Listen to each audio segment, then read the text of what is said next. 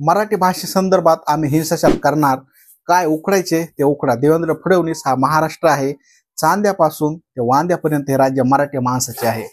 आमच्या 106 हुतात्म्यांनी इथं बलिदान दिलेलं आहे, तुम्ही दिलेले नाही। तुम्ही राज्याचे तुकडे करणारे लोक आहात।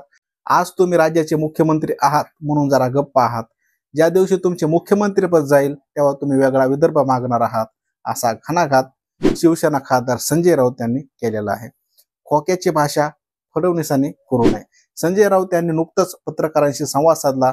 देवेंद्र फडणवीसांनी नुकतंच हा मुलाखती दरम्यान मराठी भाषेच्या नावे हिंसा होत असेल तर त्यावर कारवाई करणार असे म्हटले होते। त्यावर संजय राऊत यांनी भाष्य केले, देवेंद्र फडणवीस यांचे जे सरकार आहे, या सरकारची निर्मिती खोक्यातून झाली आहे।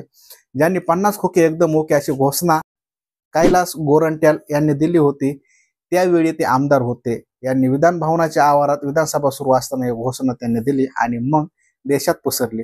आता 50 खोके एकदम ओके बोलणारे कैलास हे देवेंद्र फडणवीस यांच्या पक्षात आहेत।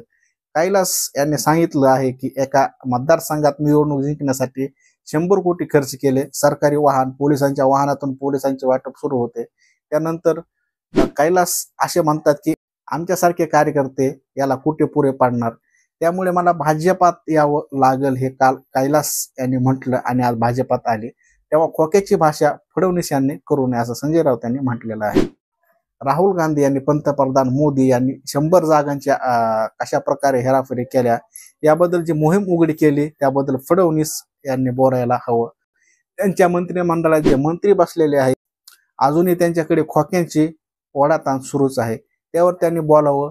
महाराष्ट्रातल्या शेतकऱ्यांच्या आत्महत्या सुरू आहेत, बेरोजगारी वाढत आहे आणि यावर सुद्धा त्यांनी बोलावं।